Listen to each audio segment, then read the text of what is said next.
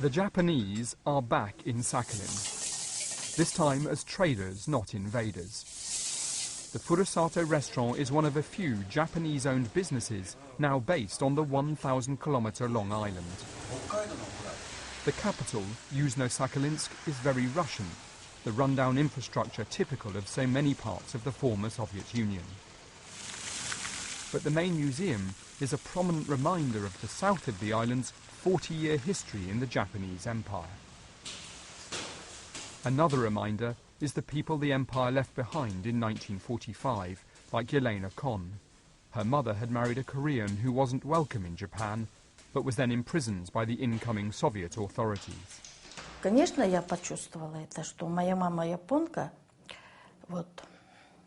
Of course, at school I really suffered because my mother was Japanese and my father was a political prisoner. The journey from Sakhalin's rusting Soviet port to the gleaming island of Hokkaido takes only 5 hours. As we leave the southern tip of Russia's Sakhalin Island, the northern coast of Japan is just 40 kilometres away.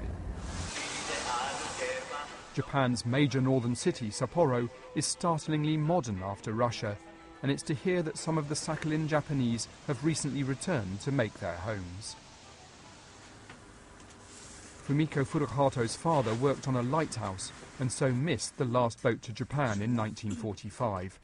Her parents brought up their family and died in Soviet Sakhalin, but she promised her mother that she would return to Japan, and 10 years ago she did.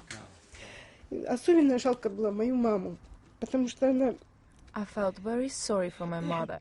She was having to bring up 8 children and didn't even have enough time to learn Russian. Ironically, when Fumiko now makes her tea in Sapporo, the gas she is using probably comes from Sakhalin. Because offshore from the island where she grew up, the Russians have found vast reserves of natural gas which are being liquefied into LNG and pumped onto ships for distribution across the Far East. This plant has been operating for more than 2 years now, and 60% of all it produces goes straight to Japan. 7,000 kilometres from Moscow, Sakhalin's economy is nonetheless struggling, benefiting little from its wealthy neighbour, because a dispute over the nearby Kuril Islands means that Russia and Japan have never signed a peace treaty to officially end the Second World War. Daniel Sanford, BBC News, Sakhalin.